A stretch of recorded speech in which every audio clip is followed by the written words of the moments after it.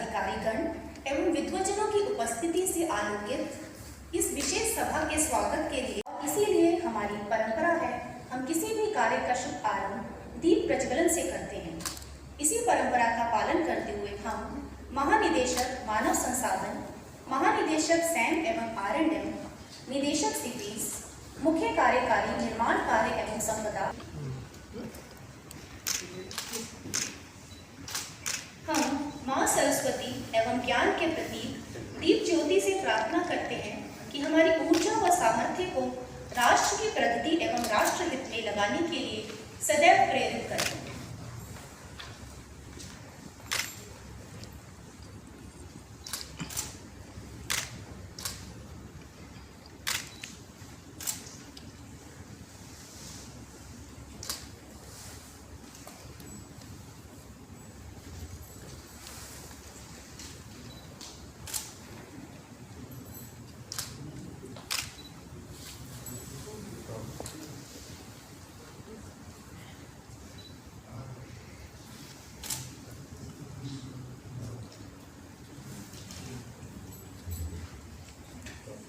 अभिवंदन एवं स्वागत।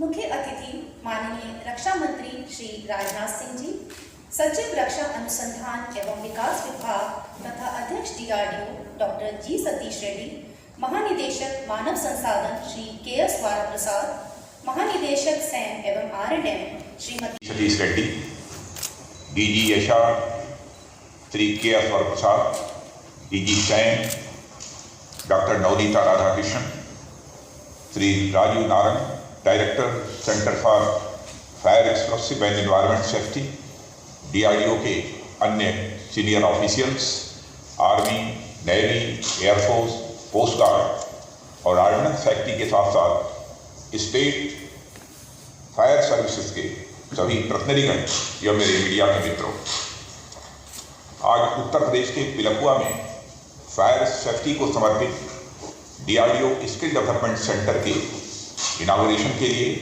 आप सभी कुशल अग्निवीरों के बीच उपस्थित होने पर मुझे बेहद खुशी हो रही है। यह अत्याधुनिक केंद्र फायर सेफ्टी, इंटीग्रेटेड सेफ्टी और डिजास्टर मैनेजमेंट की सफलता में एक नया आयाम जोड़ेगा, ऐसा मेरा विश्वास है। मित्रों, मैं इस केंद्र के सभी वैज्ञानिकों, सभी ऑफिस बेयरर्स, ट्रेनर्स और ट्रेनिंग्स को अपनी तरफ से हार्दिक बधाई और शुभकामनाएं भी देता हूं। साथियों, स्किल्स का हमारे जीवन में क्या महत्व है यह बताने की जरूरत नहीं है। मानव सभ्यता का इतिहास हमें यह बताता है कि वही लोग, वही समाज, वही राष्ट्र आगे बढ़े हैं जिन्होंने एग्जिस्टिंग स्किल्स में महारत हासिल की है और साथ ही नई नई स्किल्स डेवलप भी की है। हमारा प्राचीन राष्ट्र स्वयं इसका एक बड़ा उदाहरण रहा है। हमारे प्राचीन शास्त्रों में कर्मयोग को विशेष महत्व दिया गया है। कर्म और कौशल के योग का पर्याय बताया गया है कर्मयोग, यानी योग केवल अध्यात्म की ओर बढ़ने का नाम नहीं है। योग कर्मशु कौशलम, योग अपने कर्म में कौशल हासिल करने का, पारंगत होने का एक नाम है। यही हमारे देश के विश्व गुरु होने का मूल मंत्र भी था। इसीलिए आज भी राष्ट्र के प्रति अपने विजन में स्किल डेवलपमेंट को हमने प्रायोरिटी दे रखी। आज देश में प्रधानमंत्री ग्रामीण कौशल विकास योजना चल रही है, शहरी कौशल विकास योजना चल रही है, स्टार्टअप इंडिया, ग्रामोद्योग विकास योजना और नई राष्ट्रीय शिक्षा नीति में प्रारंभ से ही स्किल डेवलपमेंट के कोर्सेज की बात भी चल रही है। ये सभी डायरेक्ट या इनडायरेक्ट रूप से हमारे यूथ की स्किल्स को बढ़ावा देना सुनिश्चित करते हैं। साथियों, एक कुशल भारत ही पुनः विश्व का नेतृत्व कर सकता है। कुशल भी होना चाहिए, ताकतवर भी होना चाहिए। इसलिए कुशलता की ओर आगे बढ़ने का हमारा अथक प्रयास जारी है। आज जब मैं centre for fire explosive and environment safety यानी CFEES कि स्किल डेवलपमेंट सेंटर का उद्घाटन करने के लिए आप सभी के बीच उपस्थित हूं, तो मेरे सामने कुशल, श्रेष्ठ, सशक्त और लीडर इंडिया की तस्वीर साफ दिखाई दे रही है। साथियों, फायर सेफ्टी को ध्यान में रखते हुए आज इनागुरेट होने वाले स्किल डेवलपमेंट सेंटर का एक अपना बहुत महत्व है। इसका अनुमान इसी बात से लगाया जा सकता है कि आग के कारण होने वाले जान माल का नुकसान झेलने वाले शीर्ष राष्ट्रों में भारत भी एक है। आप लोगों ने हाल ही में जारी हुए नेशनल क्राइम रिकॉर्ड ब्यूरो के आंकड़े जरूर देखे होंगे। एनसीआरबी जिसे कहते हैं, एनसीआरबी हमें बताता है कि आग की वजह से दुनिया भर में होने वाली हर 5वीं कैजुअल्टी भारत में होती है। 2018 यानी 2018 को आधार माने यदि, तो साल में लगभग 13,000 आग की दुर्घटनाएं होती हैं और इतनी ही मौतें हमारे देश में होती हैं। हर दिन 35 लोगों की मौत होती है। यानी हम जो यह 1 घंटे का कार्यक्रम कर रहे हैं, इतनी देर में 2-1 दुर्घटनाएं घट गई होंगी। इनमें से 2/3 तो 18 से 40 वर्ष के बीच का वर्ग होता है और आधे से अधिक हमारी माताएं और बहनें ही होती हैं। संपत्तियों के नुकसान का तो कोई हिसाब ही नहीं। साथियों, ये दुर्घटनाएं और इनसे होने वाले जान माल का नुकसान किसी साइलेंट पैंडेमिक से कम नहीं है, बल्कि मैं तो कहता हूं पैंडेमिक तो कम से कम आपको एक बार संभलने का मौका तो देता है। यानी आप संक्रमित व्यक्ति से दूरी बनाकर या अन्य नियमों का पालन कर खुद को बचाने का प्रयास तो कर सकते हैं, पर इस साइलेंट पैंडेमिक तो संभलने का भी मौका नहीं देता। यह तो और खतरनाक बात है।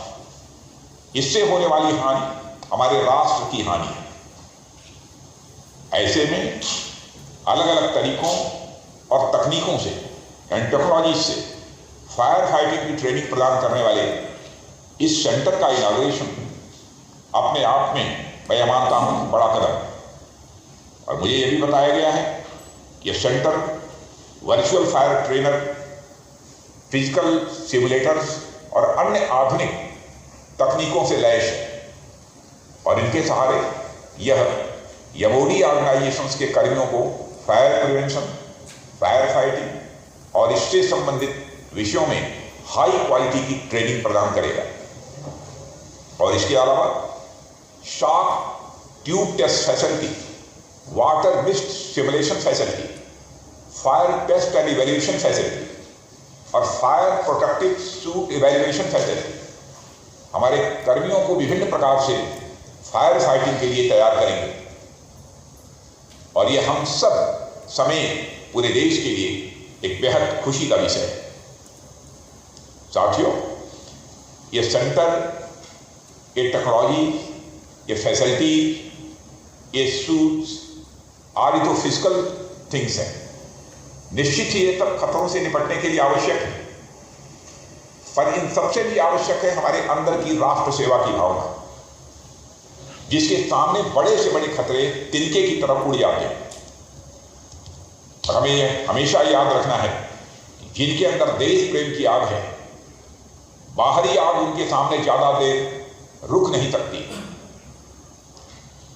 यह भावना हमें अपने अंदर हमेशा बनाकर रखनी है और इसके साथ ही अपने स्तर पर लोगों में जागरूकता बढ़ाने का प्रयास भी हमें करना होगा। जो ट्रेनिंग हम यहां पर ले रहे हैं उसका कुछ बेसिक पार्ट हमें जनता में प्रसारित करने की भी जरूरत है। आज की अधिकांश घटनाएं असावधानी और जागरूकता के अभाव के कारण ही होती है। दूसरे यदि कहीं ऐसी घटना होती भी है तो बड़ी संभावना होती है कि आरंभिक अवस्था में ही उसे रोकी जा सके। और सच्चाई तो यह है कि हमें मालूम ही नहीं होता कि आग लगने पर हमें क्या करना है। हम उस समय कुआं खोदने की तैयारी करने लगते हैं, तब तक अनहोनी हो जाती है, कितने लोगों की मौतें हो जाती हैं, संपत्तियां बर्बाद हो जाती हैं, बिल्डिंग्स में फायर एक्सटिंग्विशर या हॉस पाइप्स लगे होते हैं, पर वे देखने में किसी अजायब घर की वस्तु से कम नहीं लगते। कितने तो पड़े के पड़े जंग खाते हैं, और यह जो सही होते भी हैं उन्हें हम यूज करना जानते ही नहीं। अब ऐसे में हम लोगों को इतना तो बता ही सकते हैं कि फायर एक्सटिंग्विशर्स होता क्या है, उसके ऑपरेटिंग लीवर्स क्या होते हैं, हाउस कनेक्टर क्या होता है, या फिर स्प्रे नोजल्स क्या होते हैं, और उन्हें प्रयोग में भी कैसे लाते हैं, यह सब तो हम बतला सकते हैं। और यह तो मैं एक बहुत ही बेसिक सा एग्जाम्पल दे रहा हूं आप लोगों को, जो और भी चीजें मालूम होंगी जिन्हें हमें अपने आसपास के लोगों को बताने की जरूरत है। यह सब काम एक ही दिन में नहीं होगा, पर जैसा मुझे बताया गया है कि यह सेंटर साल में 900 लोगों को ट्रेन कर सकता है। यानी इस सेंटर की बहुत बड़ी कैपेसिटी है, छोटी कैपेसिटी नहीं है। और ये 900 लोग अगर हर माह केवल 2-3 लोगों को भी आग से सुरक्षा के बारे में बताते हैं, और वे लोग आगे 2-3 लोगों को यही बात बताते हैं, तो कुछ ही समय में हम बड़ी संख्या में लोगों को जागरूक कर सकते हैं अपने समाज और राष्ट्र के प्रति। यह हमारा बहुत बड़ा योगदान होगा। मित्रों, आज हमारा देश आत्मनिर्भरता की ओर तेजी से आगे बढ़ रहा है। जिस डिफेंस सेक्टर की आत्मनिर्भरता और इंडस्ट्रियलाइजेशन यानी स्वदेशीकरण अब तक अछूती समझी जाती थी, वह सेक्टर भी स्वदेशीकरण की ओर लंबे कदम आगे बढ़ा रहा है। इसमें डीआरडीओ की एक बहुत ही अहम भूमिका है, बहुत इंपॉर्टेंट रोल है डीआरडीओ। कोविड के दौरान भी चाहे मास्क हो, पीपी किट्स हो, सैनिटाइजर्स हो, इसका प्रोडक्शन हो, इंडस्ट्रीज के लिए transfer of technology, testing labs, या फिर निःशुल्क पेटेंट्स देने की बात हो, तेजस और अर्जुन टैंक में इसकी भूमिका हो, या फिर इस तरह के स्किल डेवलपमेंट सेंटर का निर्माण हो, डीआरडीओ नए और आत्मनिर्भर भारत के निर्माण में अपना महत्वपूर्ण योगदान दे रहा है और लंबे समय से दे रहा है। और इसके लिए मैं सेक्रेटरी डीआरडीओ डॉक्टर जी सतीश रेड्डी को और उनकी पूरी टीम को बधाई देता हूं। और यह स्किल सेंटर भी आने वाले समय में विभिन्न प्रकार के खतरों से हमारे देश के लोगों और संपत्तियों की सुरक्षा में अपनी महत्वपूर्ण भूमिका निभाते हुए सेंटर ऑफ एक्सीलेंस साबित हो, ऐसा मैं पूरे विश्वास के साथ कह सकता हूं। पिलखुआ से चूंकि मैं खुद जुड़ा रहा हूं, उस क्षेत्र का मैं सांसद भी रहा हूं, इसलिए यहां इस सेंटर के बनने से मुझे विशेष खुशी हो रही। मैं स्वयं ही आना चाहता था, लेकिन आज आकस्मिक रूप से एक कार्यक्रम निर्धारित होने के कारण इसमें लगातार 3.5-4 घंटे मुझे बैठना था, इस कारण मैं नहीं आ पाया। इसलिए मैं यहीं से वर्चुअल माध्यम से उद्घाटन करने का निर्णय लिया कि अब इसमें विलंब नहीं होना चाहिए। इसलिए इससे ज्यादा इस अवसर पर कुछ न कहते मैं इसके उद्घाटन की औपचारिक घोषणा करता हूं।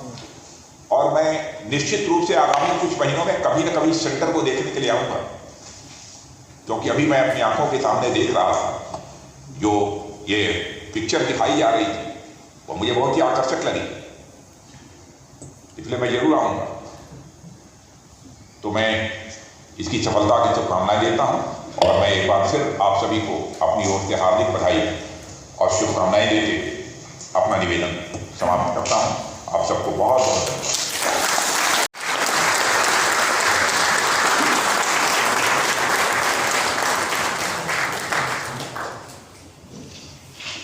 धन्यवाद। धन्यवाद माननीय।